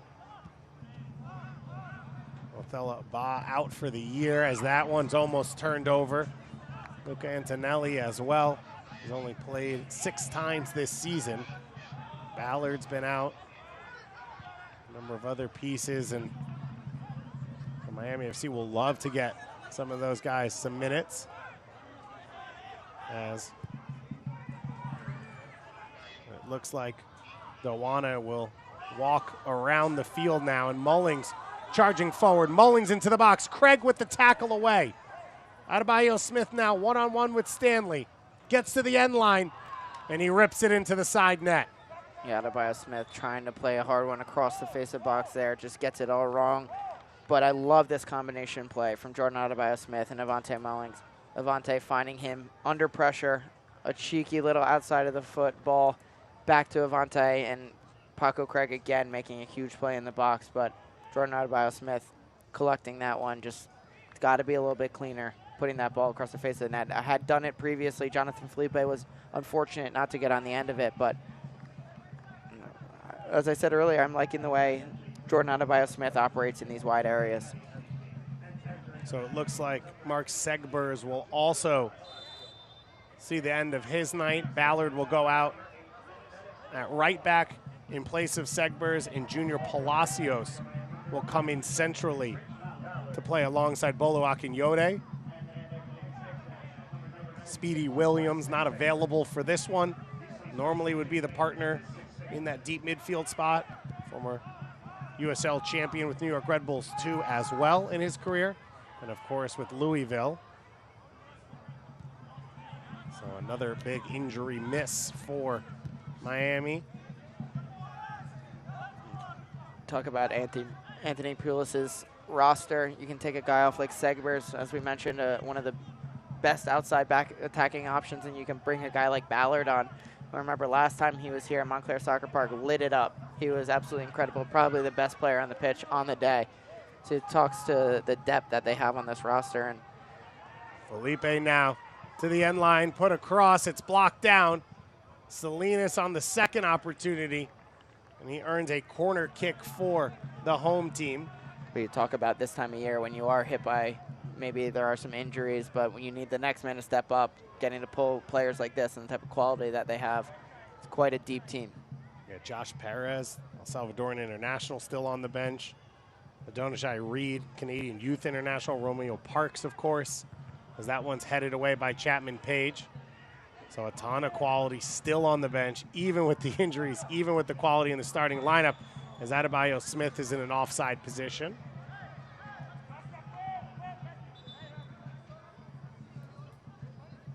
First substitutions of the game for New York Red Bulls too. It looks like John Murphy will come on.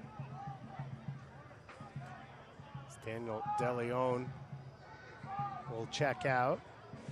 And Lamine Conte will come on in place of DeLeon as the center back sub.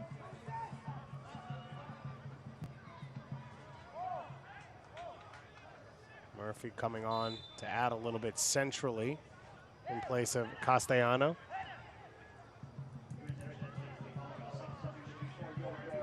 Stanley now in some space.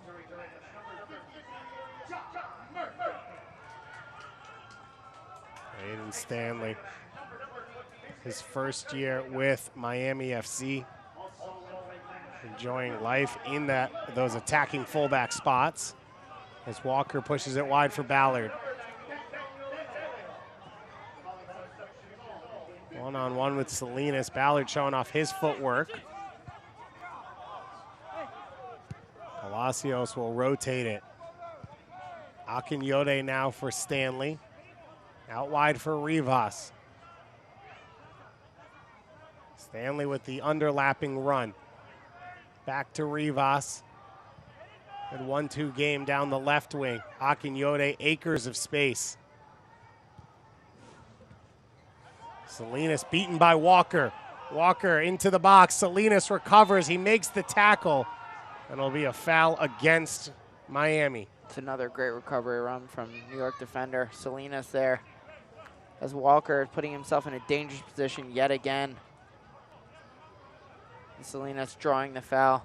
You can see the fancy footwork from Walker, who's really been putting a lot of defenders off, putting them on skates here tonight, but luckily Salinas following up the play there to be able to draw that foul, keep it a 4-goal deficit.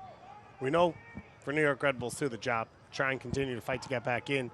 I'm sure you've been on the other side, the Miami FC side. How do you as a player treat the next 30 minutes? Yeah, I think there's times where you know you're going to concede pressure when they've got nothing else to lose, but you know there's going to be a lot of opportunities for you to grab more goals in this. So there's going to be moments where it's a bend, don't break, and you know that you just have to be a little bit cleaner with your passes. You know, just control moments of the game where there is, especially playing against a team like New York, you want to slow the game down as much as possible. And when they are trying to claw and fight for some momentum, those are moments where you can slow it down, whether that's a set piece, whether that's a throw-in. You just got to slow down these moments and try to kill off this game as much as possible. Corner kick coming here for New York Red Bulls too. Right in front of their supporter section in the Rampage. But you know full well, with especially playing up a man, you just got to be cleaner. Moving the ball quicker is going to be huge against the press, luring them into opportunities to, you know, play a couple of those short balls. Felipe floats it in. Over the head of Nocita, still alive. Murphy gets the touch, scramble in the box, and cleared away. Walker immediately on his horse. Felipe chasing him down from behind. Walker still gets away. Ruiz with a slide tackle. Great tackle there from Ruiz, but Walker, what a run. As I believe Florian Velo just got a yellow card there. It would make sense that Felipe would get a yellow card for the contact he caused. It does seem like Velo was given one for his complaints about no call being made, or maybe he wanted a red card. Yeah, Felipe tried to foul Walker about 5 times in that play, and Walker just would have nothing of it. So you can see the replay of the chance on the previous corner kick that led to the transition moment, as you can see Felipe here. And a great tackle from Ruiz. And he's sitting on a yellow card as well. Yeah, it's huge. Massive tackle. Have to get it right in that moment. He does that absolutely there. And I think you're right there. Velo got the yellow card for the complaints. Couple of choice words for our referee here tonight.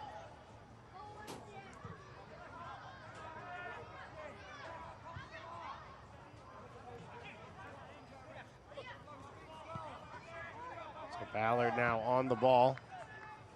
Lamar Walker, his first goal of the season last week against Birmingham, and then forced to come off with a non-contact injury before halftime. But he has returned with a vengeance in this one as Craig's caught on the ball.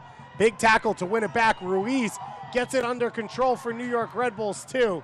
And Stanley does just enough to put it out and kill the attack.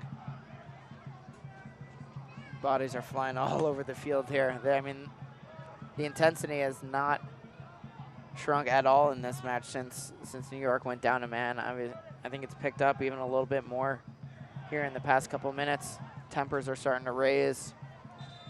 I think if you're Miami and Anthony Poulos, you got to make sure your players are staying under control, because the last thing you want is them to start picking up yellow cards, even going down with a red card and leveling this match. Can't watch the match? Turn on Sirius XMFC channel 157, North America's only 24/7 source for engaging soccer talk, including USL All Access, Tuesday nights at 7 Eastern, plus hear live matches from USL, MLS, English Premier League, and more, all on Sirius XMFC channel 157 and the Sirius XM app.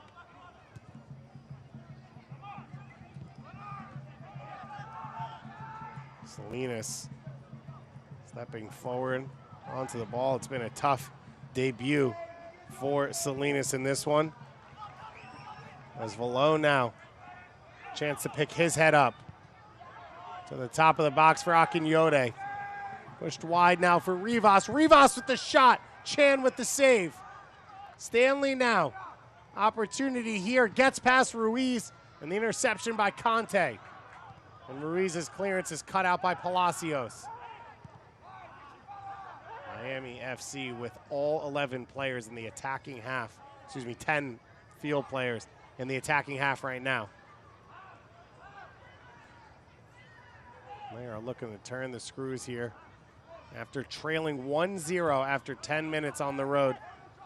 Miami with a 5-goal explosion in the final 30 minutes of the first half. Felipe goes down. He wants a whistle that he won't get. Now Ballard restarts the attack for Miami FC. Walker, the Jamaican international, he has helped cause a lot of the damage in this game. Conte will win it away from him, though. Adebayo Smith can't keep that one in play.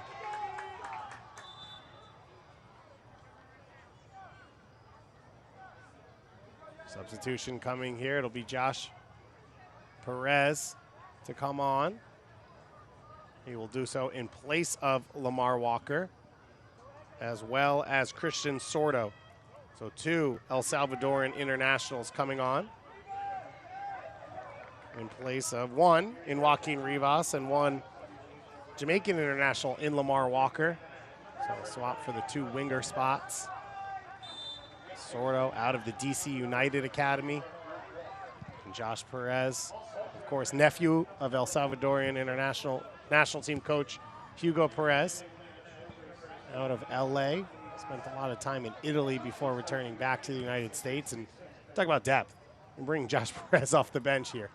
I think it's an incredible group that Anthony Pulis has assembled here in Miami, and I think, like we said, you just get guys healthy again, and you know it's a difficult squad to break into, let alone the 11. Try breaking this 18 has got to be tough with the type of players that they have here, and so a nice problem to have for them in Miami. I know they wouldn't want me to say this because they're state rivals, but it does feel like a very Tampa Bay Rowdies model of build from the back. Right. But you've got a veteran goal scorer. They, of course, have had Guenzati for years.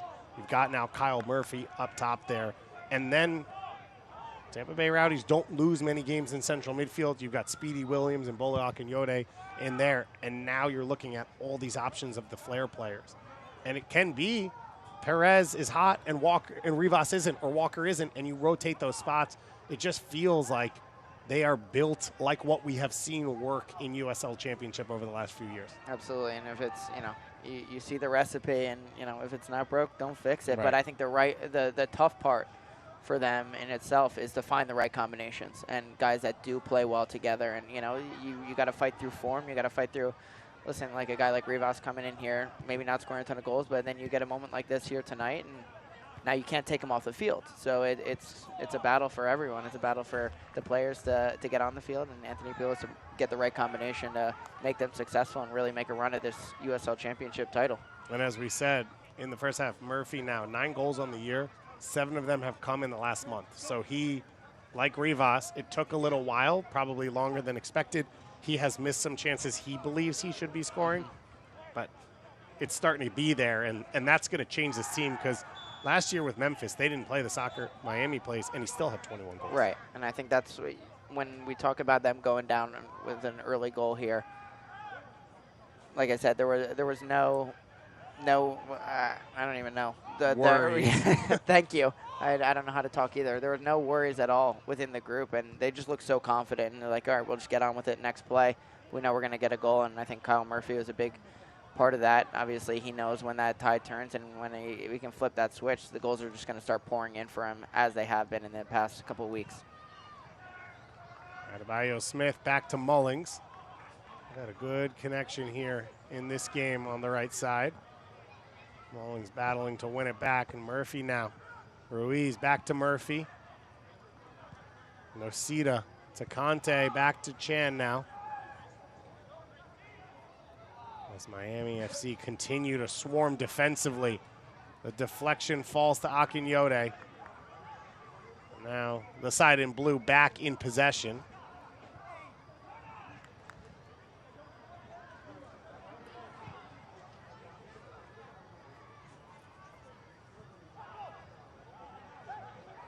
Quite the crowd here tonight at Montclair Soccer Park, though, on Futures Night.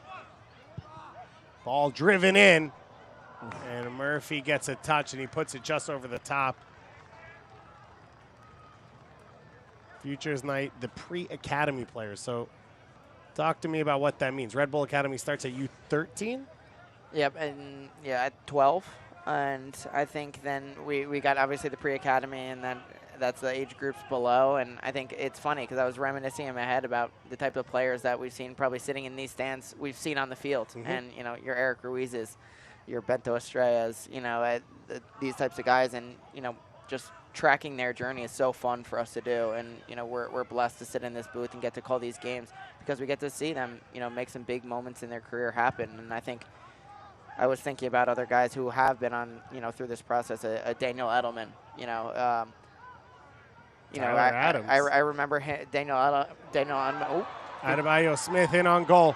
Adebayo Smith shot deflected and out for a corner. Paco Craig, just another unbelievable moment defensively for him here tonight. But getting back to that, but just Daniel Edelman, just to see his journey. I remember him coming up and a little bit unassuming. You know, obviously a lot of praise coming through the academy that this is a special player coming over from PDA. But, you know, to see what he's done, obviously becoming a leader straight away in this team, and then transitioning to MLS levels, scoring game winners against Inter Miami FC. What a journey that he's been on, and makes nights like tonight special. And the pre-academy, it's spread out across the tri-state area. So it's not that you have to come to where the academy is set up, as Chan will stay on his line. Perez gets on the ball, cuts in on Ruiz, laying it on a plate for Sordo, and he's got the first goal in the second half. Off the bench, Christian Sordo with the finish, and the DC United Academy product putting one on the board against New York Red Bulls too. This is my favorite goal of the night here. Sordo, you see the replay on him starting this play and the difficulty on the ball that he played forward. We'll have to take a peek at it after, but the finish alone in itself, so calm, just passing it to the back post. First time, just bending it, no chance for Derek Chan to save that, tucking it inside the near post. But the most impressive part of that play was the ball that he played through to Perez. First time on the volley, just absolute incredible ball. We saw Dax McCarty actually the other night play one in Nashville. I was talking to him about that a little bit, but incredible ball, and honestly a reward for a great start to the play. Sordo, his second goal of the season, linking up with an international teammate as New York Red Bulls too will use their full complement of subs here in their second window in this second half. One of those young future players, Nate Worth and Aryan Racinos, two academy players, will come on for New York Red Bulls too. Steven Plaza's night is done, as is Matthew Nocita. And it looks like one sub will be made on the other side, as Kyle Murphy's evening is finished with the 2 goals, and Romeo Parks will come on in his place. So Murphy probably telling Anthony Pulis, I wanted the hat trick. Yeah. And Pulis saying, let's get you some rest. We thought Murphy had it in the first half after he forced the own goal. Adebayo Smith in behind goal once again, and he puts his shot wide. And you'll see Salinas move into an interior role in center back. Racinos will move out to left back. Nate Worth will come in and sit next to Ruiz in the holding midfield role, as we've seen them do earlier this year. it's fun watching those two combine, and they're a good complement to each other. Ruiz always working. Worth sort of the one who likes to pull the strings a little bit more. And we haven't seen Nate Worth in a little while. He was overseas in Europe training with Red Bull Leipzig. I think he was in Salzburg for a bit, so getting a little bit of a European adventure for himself, and nice to have him back here at Mount Clair Soccer Park. The John Tolkien vacation where you just get to hear German scream press at you for 2 weeks. But Nate Worth, a lot of promise. He is the second youngest player to appear in the USL Championship this year. And now getting another appearance under his belt at this level. Ballard back in for Perez. His cross blocked by Felipe. But you talked about that build and the development and players coming through. Obviously, Nate Worth, we broadcast games that he played in as a 13-year-old. Right. That's how New York has sort of built up the academy and the importance of it and the level of it. And I always laugh to think that Tyler Adams entered the Red Bull Academy himself. He as just a camp. Right. Just as something to do. Yep. And it turns out he is one of the best defensive midfielders on the planet now and will lead the U.S. to the World Cup. And there are now Serge Goma and Curtis Ofori. They were roommates at the academy level, are sitting 5 rows in front of us. And Serge Goma, of course, already scored 2 goals in MLS action. And it's amazing to see how it's all been built and for all these young players, the opportunities that they'll have going forward. It's incredible, and I'm excited to see next year. Obviously, it will be sad not to see them in USL anymore, but getting into the MLS Next Pro, it's going to be interesting to see how they transition in that moment. Obviously, had some great moments in USL Championship, getting to hang a banner, first in club history. What a moment for the club, and USL has treated this club very well. Don't miss a minute of the action, though, in the rest of 2022. Whether your club's on the road or at home, catch nearly every second of USL Championship action on ESPN+, the home to USL, MLS, La Liga, Bundesliga, UFC, and more. Sign up today at plusespn.com. There's your #1 streaming spot. You can watch Football Americas there, too. Sebi Salazar and Herc Gomez do a great job. They were live on site at the end of the U.S. Open Cup game. Sorto clips this one over the top. Perez now. His cross blocked by Conte. Perez now will leave it for Aiden Stanley. So for Hakan Yode, it's going to be a victorious return for him. Seton Hallgrad came into that original New York Red Bull 2 side alongside Conrad Pleva, his college teammate who we saw here in the building a few weeks ago. As Adebayo Smith now one-on-one. Chapman Page knocks it away, and McGuire will save it from a corner kick. They were a big part of that core, and I talked about tough spot to break in. Tyler Adams, Speedy Williams was on that team. Dan Metzger, who ended up having a great career himself. Vincent Bezecourt. Defensive midfield was not an easy position to try and break into New York Red Bulls 2 in at the time. No, it was pretty stacked with talent, and that doesn't include the fact that you're playing behind Dax McCarty eventually, exactly. and Sasha Question. And I think that was an interesting time, obviously, to play that position. It was tough even to break into this USL Championship team, and Dan Metzger's, and it was such a special group, and I'm thankful that the project of converting me into a 6 didn't move forward past 2014. But you scored that 1 goal, and Bobby Warshaw did a MLS.com show where he said you were really a 10 that just never happened. I mean, I paid him enough. You can't pay people from Pennsylvania. They're too noble. You can't even fake that. That's a very New Jersey thing to have said. Yeah. Derek Chan. Didn't hear from me, though. For him, his 3rd start of the season, 4th appearance. One he'll probably want to forget.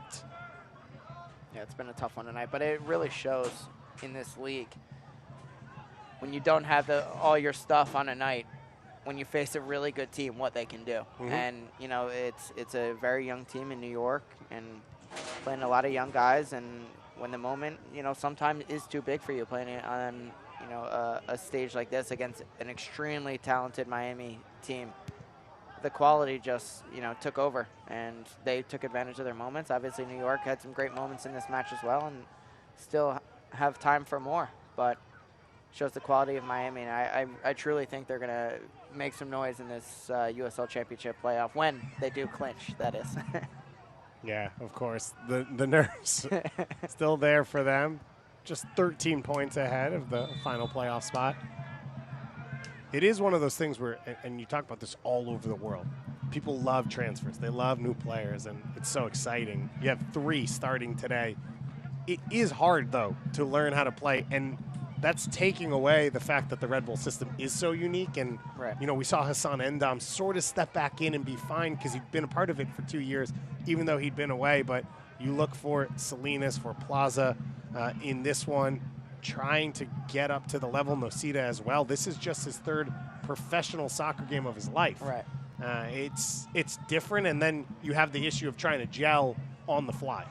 And you've got a roster that rotates how many times throughout the year when, whether that's players going off to college, new players coming up through the academy, trying to, have these sink or swim moments for other academy players, and they want to push guys through and see how they react. And then you've got other players coming in late and working through visa issues. It's not an easy thing to do, and building this roster and, building continuity within it.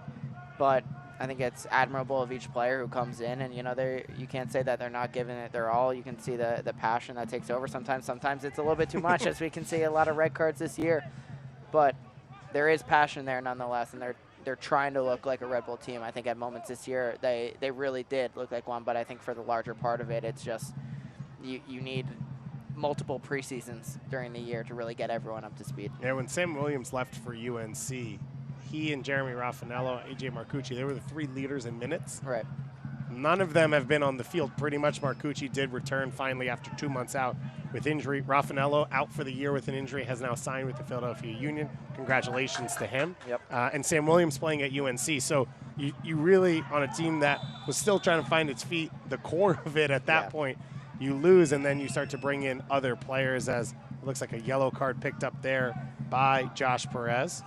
Yeah, and that's not to say that the other years rosters didn't fluctuate. They absolutely did, and you had a little bit more help from the MLS side, bringing players down. And I think early on in the year you saw that, getting Cameron Harper's out here. Well, every time Caden Clark's been on the field, they've been competitive. He's been incredible. When he comes down here, he's been hungry, and it's been a trying to find his form. Obviously, he every time he comes down here, the quality that he brings is incredible, and. But I think you're able to keep that core around that could really stabilize everything. And unfortunately this year, due to injuries and other things, they couldn't keep that core on the field to really help others around them. And it's been moments where everyone's looking around for each other, and they're not finding a lot there because the leadership, they're worrying about themselves, which is tough to be a true leader in that moment. Fans, the final New York Red Bull 2 home game of the season's on Wednesday, September 21st. They take on Detroit City FC at 7 p.m. For tickets, for more info, visit NewYorkRedBulls.com/2. The final USL Championship game here at MSU Soccer Park of all time. As Bento Estrella, coming off his first career start a week ago, we'll check in for Ovante Mullings. Mullings, one of the bright spots this season in his conversion to that right back position. We're going to have to do something special for this last game. I don't know what it is. I would say we could bring back former players, but it's every week. Every week. Seriously. It's Amando Moreno, it's Bolo Akinyote and Florian Velo. As this one comes across, and the tap in. Off the bench, a goal and an assist for both Josh Perez and Christian Sordo as the route is on. And they make it 7-1 here at MSU Soccer Park. Yeah, these two have been instant entertainment coming off the bench, providing a goal and assist for one another. And this ball forward from Paco Craig, finding Sordo and just putting it on a plate for Perez. Cheeky finish with the outside the left foot, putting it right by Derek Chan. And the route is on 7-1 Miami. They've been a different class here tonight. In a game where you win 7-1, can a center back who didn't score get man of the match? Because I think Paco Craig's been man of the match. Honestly, give him the hockey assist there. I think he's been absolutely incredible. And you talk about leaders on a team and players who solidify a roster, and he's a player that you build a roster around. And that's why he has been a huge addition. Left Louisville, tried to go back to England. COVID made things a little bit more difficult for him. Ended up in Miami, started 32 games last year. This is his 20th start of the year. He's reliable, he's consistent, and he is an elite talent at that center back position in the USL Championship. And you look at the spine of this Miami team: Chapman Page, Paco Craig, Akinyode, Speedy Williams, Florian Velo, Murphy. I mean, the spine of the team is absolutely one of the best in USL. And then you add all the other players around it, it just makes this club so special. And, I mean, New York had their hands full here tonight. The battle there. Breaking in, Salinas able to push Romeo Parks off the ball. And now Salinas down behind the play. And a trainer will come out to help the Costa Rican international. So he will hope for better days in the rest of his New York Red Bull career here on loan from Costa Rica. Part of these late season additions. And as you said, this Miami FC team built on strength, built to win here, and this is the perfect way for them to continue their stretch. They will now move to 9-3-3 on the road this season. That is more wins than many teams in the USL Championship have. They're only 4-5-5 at home. So they've been better on the road, and when you look at it, currently sitting in 6th, they will probably have to travel in the playoffs, and clearly they don't mind it. And when you talk about on the road, they have not been easy trips. They went to New Mexico and beat them 3-0 there. They've won at Louisville already this season. So this is a team that, and I think you could understand, right, defensively based, they want to hit you in transition. They feel comfortable in those settings. And if you are Memphis, if you're Louisville, I think in the last 2 weeks you're doing that whole, we lost. Oh, no, we moved down a spot. Because I think they're a team you want to avoid. Yeah, 100%. And, yeah, you look at the teams that are squeaking into the playoffs here, and not that they're squeaking in by any means, but, yeah, I don't know any team that wants to play home to Miami FC with the form that they have right now. Detroit City right now looks like they will be the 7 seed. Could still battle with Miami FC. As we said, the last game of the season, Miami heads to Detroit. So at Keyworth, that's going to be an electric atmosphere to close out the regular season. It's going to feel like a playoff game. Detroit has been the perfect addition in year 1 in USL Championship play. And as we said, they'll be here in 2 weeks for the final home game of the regular season for New York Red Bulls too. Palacios pushes that one wide. Stanley now charging in field. Murphy trying to work out of pressure. He gets it back to Conte, but Stanley with the interception. That one will roll out. It was an electric start to the game. Goal in the 10th minute.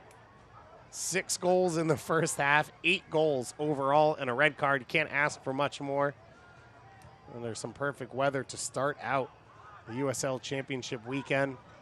Some big games coming up tomorrow. Pittsburgh hosting Louisville. 2 of the teams that are already locked into the playoffs, but battling at the top of the Eastern Conference for positioning and potential home games. Birmingham traveling to Indy 11 as they try and stay ahead of Miami FC in the standings. So those are some big games to watch out for in the Eastern Conference. In the West, no one knows what's going on, so you literally have to watch every game. It's crazy. Only San Antonio is locked in. Literally everyone else is still in the running. It is a 4-point span from 12th to 7th right now, where Las Vegas Lights sit. Phoenix is in 12th, but they are only 1 game behind pretty much everyone else. So anyone can make the playoffs, but not everyone can. Yeah. And that's going to be really interesting to watch over the rest of the season out west. As Parks flies forward, slides it across to Velo, Florian Velo, and it's saved by Chan. You think Flo didn't want to add to this lead here and make it 8? Of course he did. He has sat in this booth himself in your seat and called some games. And he has been out there for the full 90 minutes, which I don't know we would have expected. Yeah. Sort of waiting for that one opportunity. And Derek Chan comes up with the big save. Yeah, big save by Derek Chan. Stoning Florian Velo, 1v1. You don't say that many times when he gets opportunities like that. Usually he'll convert them, but a great save from a good shot stopper in Chan, who's had a tough night. Velo had a run where he scored 7 goals in 7 games for the New York Red Bulls too. I think he had 4 assists in that same run as well when he took over the 10 role. He came in, he was a winger. We saw him in MLS sort of play deeper central midfield roles as well. His versatility is really impressive. As we see, there'll be 1 final minute of stoppage time. But as you said, he does not miss chances like that often. No, I remember the first time actually playing against Florian Velo. He came into the team. It was after one of the college combines that they hosted, and then we had some optional trainings before preseason. I remember playing against him, and we were lined up next to each other. And I was like, who is this kid? I mean, he was like so tough to play against, and you know, obviously quality for days. And so a great representative of the club, and we surely miss him here, but glad to see him still doing big things. And you know, obviously we wish him all the best in Miami's run into the playoffs.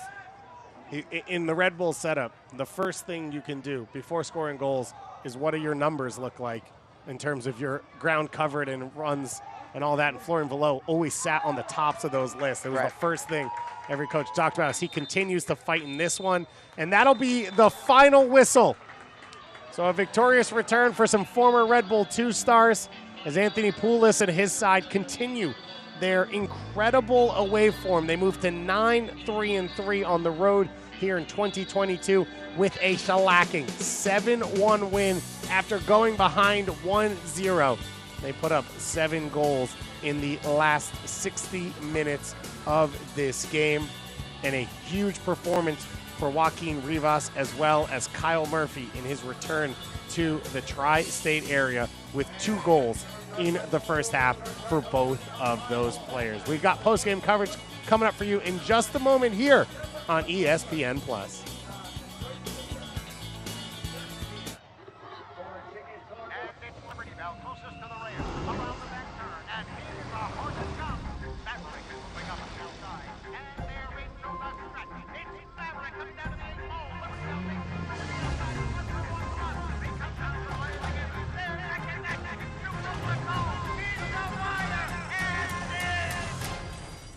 Add drama to every drive. The exhilarating Audi SUV family.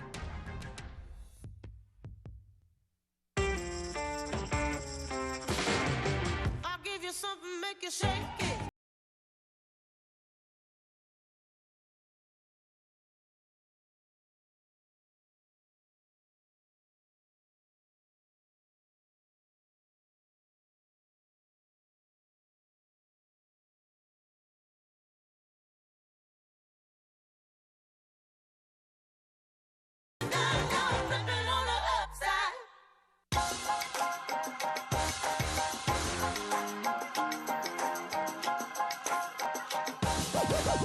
Wada now dribbling, gets by 2 and shoots and scores! Forbes one-on-one with Marcucci, and it's saved again! This guy has ice in his veins. And it's in! What a finish! The teenager in front of his academy teammates.